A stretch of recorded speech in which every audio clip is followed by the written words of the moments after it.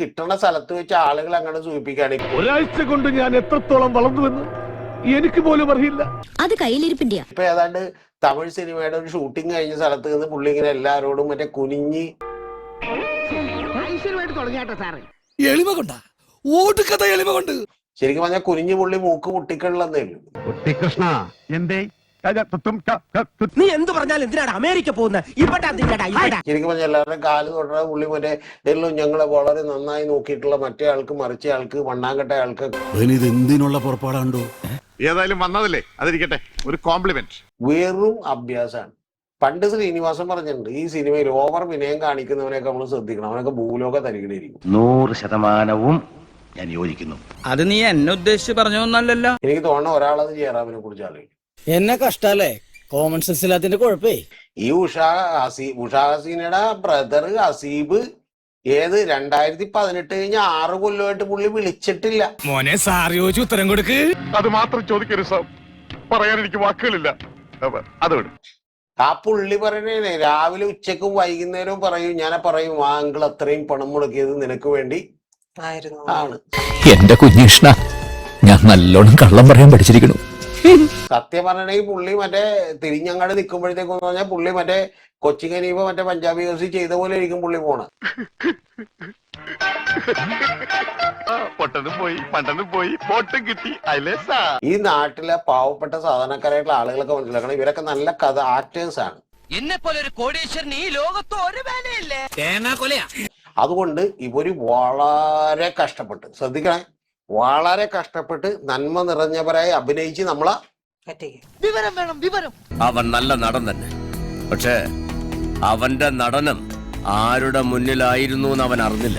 എന്തൊക്കെ വേഷം കെട്ടാണെന്നാലും ഇതൊക്കെ എന്തെങ്കിലും ഒരിക്കലും ഇതൊക്കെ പൊളിഞ്ഞു വീഴുമെന്നുള്ളത് പുള്ളി മനസ്സിലാക്കിയാൽ കൊള്ളാം. ഇതൊക്കെ എങ്ങനെ ഉണ്ടാക്കി എടുത്ത എന്റെ കൂട്ടാ.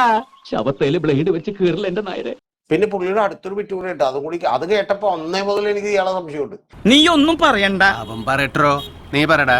അതെന്താന്നറിയാം, എല്ലാ ദിവസവും കിടക്കുന്നതിന് മുമ്പ് ഞാനൊരു 5-10 മിനിറ്റ് എടുത്ത് ഞാൻ വന്ന വഴികളെ കുറിച്ചും കഴിഞ്ഞ നാളുകളെ കുറിച്ചും ഒക്കെ ആലോചിച്ചിട്ട് ഞാൻ എല്ലാ ദിവസവും കിടക്കും. നീ എത്ര പുളു വേണമെങ്കിലും അടിച്ചോ, പക്ഷെ കേൾക്കുന്നവർ കൂടി ദഹിക്കണം. എനിക്ക് വായി തോന്നുന്ന ഞാൻ പറയും. എന്റെ പൊന്നു പ്രജിത, നമ്മളൊക്കെ കുറച്ചൊന്ന് വളർന്നു കഴിഞ്ഞാൽ നമുക്ക് അത്യാവശ്യം എന്തെങ്കിലും പരിചയമൊക്കെ ആയപ്പോ നമ്മൾ ഇതിനെ കുറിച്ചൊക്കെ അന്വേഷിച്ചപ്പോഴല്ല പുള്ളിയൊക്കെ എങ്ങനെ കിടക്കണേന്ന് അറിയാമോ? പറയരുത്, പ്ലീസ് പറയരുത്. ഇത് പോയിട്ട് ഫ്രണ്ടിൽ ഇരിക്കുന്ന കുപ്പിയുടെ ക്യാപ്പ് പോലും അടക്കാതെയാണ് എന്ത് ചെയ്യണത്. ഭയങ്കരமான ആള്. വെറും ഭയങ്കരനല്ല, ഭയങ്കരമായ ആള്. ഇത് കോണം പോണ പരിപാടിയായി പോയി. എന്ത് തെറ്റാണ് ഞാൻ നിങ്ങളോട് ചെയ്തത്? ആ ആള് പറഞ്ഞ എല്ലാ ദിവസവും ഞാൻ രാത്രി എന്ത് എഴുന്നേറ്റിരുന്ന് ഒരു മിനിറ്റ് അല്ലേ, ഞാൻ എന്റെ പഴയ കാലം ബുദ്ധിമുട്ടുകൾ പ്രയാസങ്ങൾ സുഹൃത്തുക്കൾ അവരെ ഇവരെല്ലാം ആലോചിച്ച് അപ്പൊ ഇയാൾ സൗഭാഗ്യത്തിലാണ് കിടക്കും. വെറുതെ ഡയലോഗ് അടിക്കണം. പക്ഷെ അതിലും മറ്റേ പുള്ളിയില്ല കേട്ടോ, ആര് നമ്മുടെ ഹസീബില്ല, പഴയ കാലത്ത് ഹസീബിനെ കട്ട് ചെയ്തു. കംപ്ലീറ്റ് കള്ളത്തരവും കയ്യോടെ പിടിച്ചു അല്ലേ? Bad, very bad. പക്ഷെ എങ്ങനെ ഇങ്ങനെ ആളുകൾ ആകാൻ പറ്റുന്ന പണിക്ക് പോയാ പോരെ.